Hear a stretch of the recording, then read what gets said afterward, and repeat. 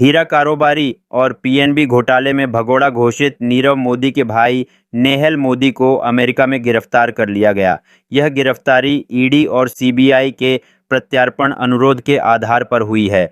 America के अधिकारियों ने भारत सरकार को जानकारी दी है कि भगोड़े कारोबारी नीरव मोदी के भाई नेहल मोदी को शुक्रवार यानी 4 जुलाई को अमेरिका में अरेस्ट किया गया है। नेहल मोदी भारत के सबसे बड़े बैंकिंग घोटालों में से एक पंजाब नेशनल बैंक स्कैम में वांटेड है।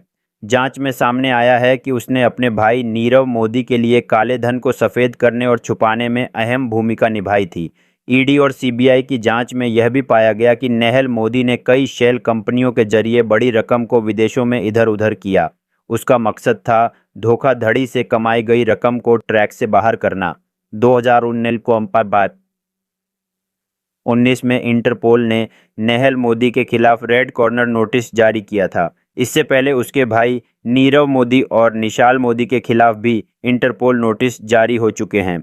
नेहल बेल्जियम का नागरिक है और उसका जन्म एंटवर्प में हुआ था। वह अंग्रेजी, हिंदी और गुजराती भाषाएं जानता है।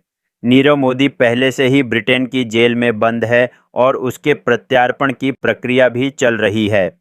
नीरव मोदी और उसके मामा मेहुल चोकसी पीएनबी घोटाले के मुख्य अपराधी हैं, जिसमें बैंक को 13,000 करोड़ से अधिक का नुकसान हुआ था। नेहल मोदी के प्रत्यार्पण मामले में अगली सुनवाई 17 जुलाई 2025 को तय की गई, जिसमें स्टेटस कॉन्फ्रेंस होगी। इस दौरान नेहल मोदी की ओर से जमानत याचिका भी दायर की जा सकती है, जिसका अमेरिकी अभियोजन पक्ष विरोध करेगा। यह गिरफ्तारी भारत की जांच एजेंसियों के लिए न केवल एक रणनीतिक उपलब्धि है, बल्कि इससे पीएनबी घोटाले की तह तक पहुंचने और दोषियों को कानून के शिकंजे में लाने की प्रक्रिया को भी बल मिलेगा। अब आपको बताते हैं कि यह शेल कंपनियां क्या है। दरअसल शेल कंपनियां कागज़ों पर बनी ऐसी कंपनियां होती हैं जो किसी तरह का आधिकारिक कारोबार नहीं करती। इन कंपनियों का इस्तेमाल मनी लॉन्ड्रिंग के लिए किया जाता है। इन कंपनियों के संचालन की बात की जाए तो इनमें किसी तरह का कोई काम नहीं होता।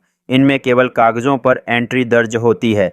हालांकि कंपनीज एक्ट में शेल कंपनी शब्द को परिभाषित नहीं किया गया है। आमतौर पर यह कंपनियां एक मीडियम के माध्यम से ब्लैक मनी को वाइट करने का काम करती हैं। इनका इस्तेमाल ब्लैक मनी को कम से कम खर्च में वाइट बनाने में किया जाता है। इन कंपनियों में टैक्स को पूरी तरह से बचाने या कम से कम रखने की व्यवस्था होती है। इसमें पूरे पैसे को एक्सपेंस के तौर पर दिखाया जाता है, जिससे टैक्स भी नहीं लगता। यह कंपनियां न्यूनतम पेड अप कैपिटल के साथ काम करती हैं और इनका डिविडेंड इनकम जीरो होता है। साथ ही टर्नओवर और ऑपरेटिंग इनकम भी बहुत कम होती है, जिसके जरिए यह ब्लैक मनी को वाइट करते हैं।